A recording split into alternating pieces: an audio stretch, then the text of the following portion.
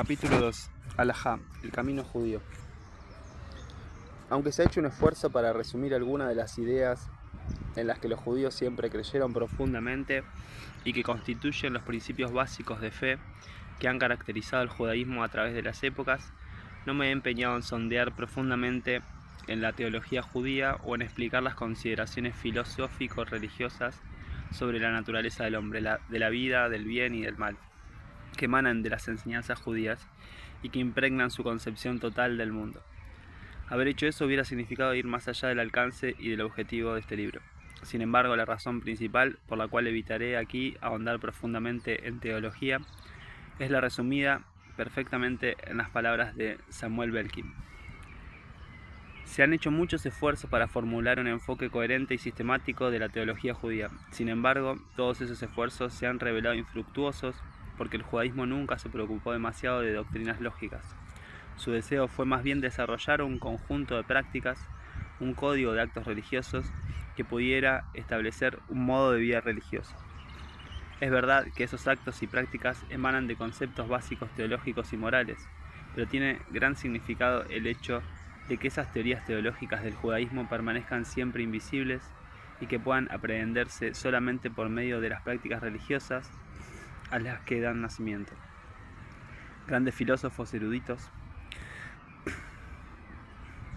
rabínicos encontraron de esa manera una mayor medida de acuerdo entre ellos en el Minyan HaMitzvot, clasificación de los 613 preceptos religiosos que la Torá impone del judío, que en su empeño de presentar el dogma básico judío en formas de artículos de fe.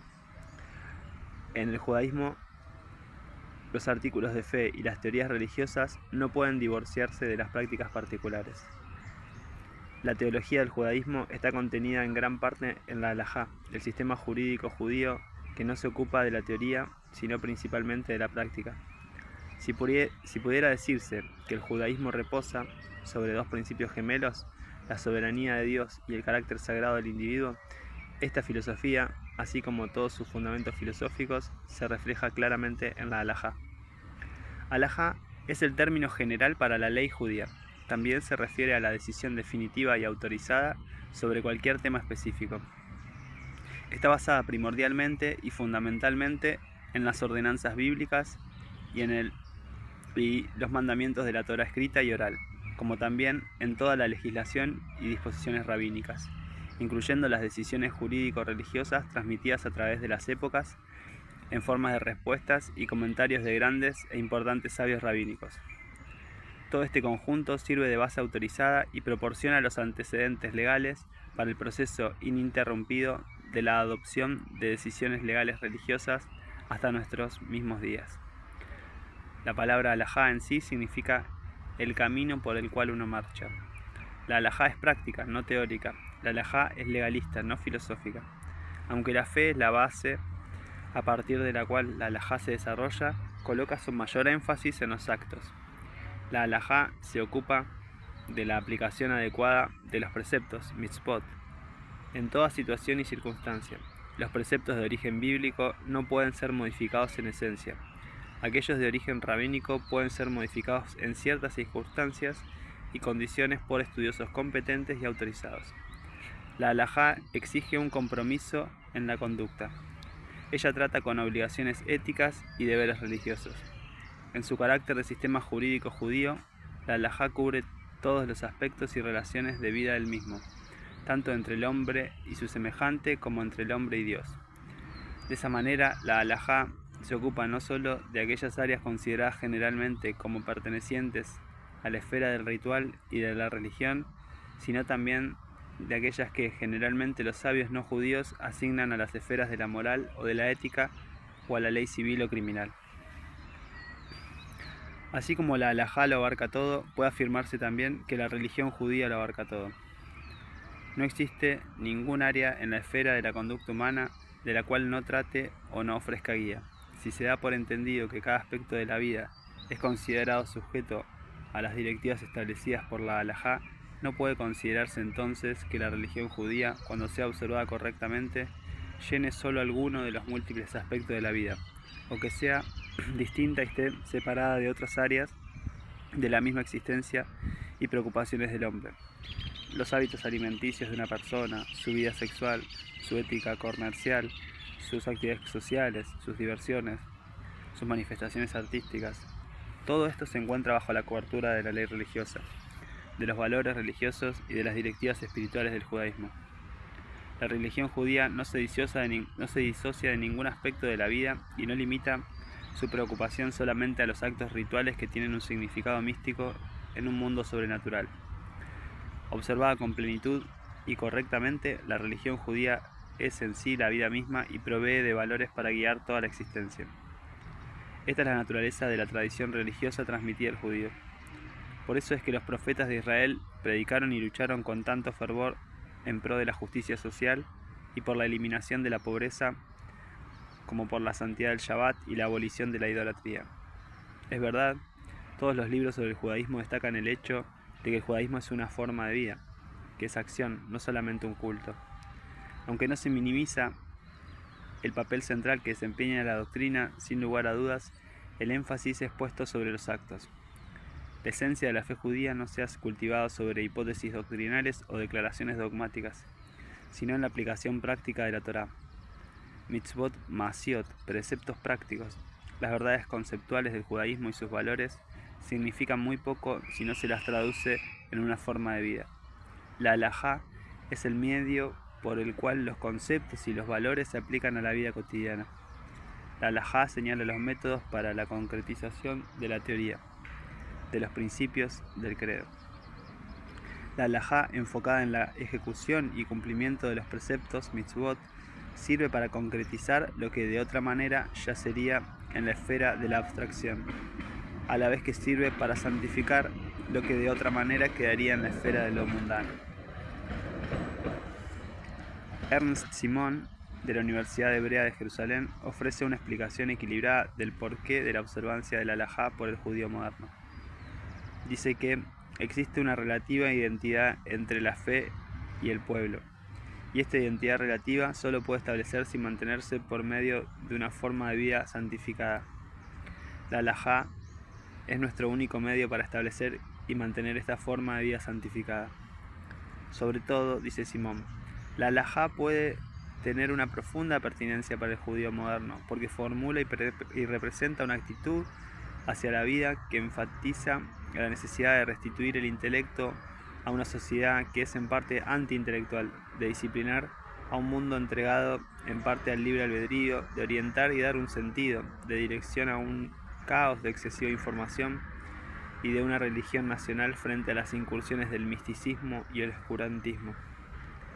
Tal como lo afirma Louis Ginsberg, solamente en la halajá se encuentra expresada exacta y adecuadamente el pensamiento y el carácter del pueblo judío. Seymour Siegel lo expresa muy bien. No seguimos siendo judíos solo porque seamos miembros de una sociedad filosófica con elevados principios, aunque es un motivo de orgullo y un reto perpetuar y profundizar el legado de ideas y de conceptos que hemos heredado. Seguimos siendo judíos porque somos parte de la comunidad de Israel, que ha aceptado vivir su vida como una comunidad separada, por siempre obedeciendo a Dios. Sin lugar a dudas, algunas ideas derivan de esta premisa, mas nuestra existencia está definida por el hecho del pacto, con su necesaria implicación de la Torá y la halajá, o la ley. No está definida únicamente por ideas. Algunos círculos expresan el temor de que la estricta adhesión a la halajá, sin que esté acompañada por una profunda fe y sentimientos espirituales, quede reducida a una forma de behaviorismo desprovista de toda dimensión y calidad espiritual. Sin embargo, ese temor no justifica que se disminuya la obligación de la halajá. Por el contrario, enfatiza la necesidad de acentuar la calidad espiritual de todos los actos. De hace mucho tiempo los rabinos reconocieron el problema y trataron de solucionarlo cuando enseñaron, por ejemplo, que no hagas rutina de tus plegarias. Pirkei Avot 2.18. El hecho de que un acto pueda culminar en un extremismo indeseable no justifica la anulación del mismo. Debe controlarse el abuso sin eliminar la esencia del acto. Incluso Abraham Joshua Heschel, un notable exponente del punto de vista que destaca el espíritu interior del hombre, al que él llama la esfera de la Agadá, se opone enérgicamente a todos aquellos que confinan el judaísmo exclusivamente a la halajá, insistiendo en que, de hecho, la forma más segura para abandonar la Agadá, fe e interiorización, es abolir la halajá. Sin la halajá, la Agadá pierde su sustancia, su carácter, su fuente de inspiración, su defensa contra el peligro de la secularización. Por medio de la interiorización solamente no nos acercamos a Dios. Las más puras intenciones, la devoción más profunda, las más nobles aspiraciones espirituales son vanas cuando no se realizan en la acción. Al igual que todos los sistemas legales basados en una constitución o en algún otro código de leyes, también la halajá permite a menudo diferencias de opiniones y diferencia de comportamiento, particularmente en las áreas que no afectan la esfera de la ley divina de la Torá. Pero todos los diferentes dictámenes de carácter religioso adoptados por estudiosos competentes deben ser susceptibles de justificarse y defenderse de acuerdo a las reglas de interpretación de la halajá. Deben basarse en la más pura enseñanza religiosa. De estas diferencias de opinión, dicen nuestras fuentes religiosas que las unas y las otras son las palabras del Dios viviente, porque ambas emergen de la fe en ese Dios y del sincero deseo de cumplir la voluntad de ese Dios. Existe una gran diferencia entre el estar en desacuerdo sobre lo que la Torá y la tradición requieren de nosotros cuando se deben resolver problemas, y el franco abandono de la autoridad y la jurisdicción de la Torá y de la halajá. Esta última actitud aleja a una persona de los límites legítimos del judaísmo. La halajá es el camino judío para asegurar y perpetuar la forma de vida judía. Si se abandona o se rechaza la halajá, desaparece también lentamente esa forma de vida y con esa desaparición se desvanecen los valores característicos y apreciados por el judaísmo. Esto no ocurre de inmediato, toma de 1 o 2 generaciones, pero ocurre. Es el proceso conocido como la asimilación.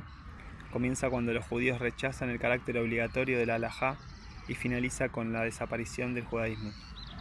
Esto no es especulación o polémica, sino un hecho histórico que, por desgracia, se repitió una y otra vez en muchas condiciones y circunstancias diferentes, donde las observancias distintivas del judaísmo desaparecían. Solo una amenazante crisis de antisemitismo constituía el único factor que retardaba la total asimilación física del pueblo judío.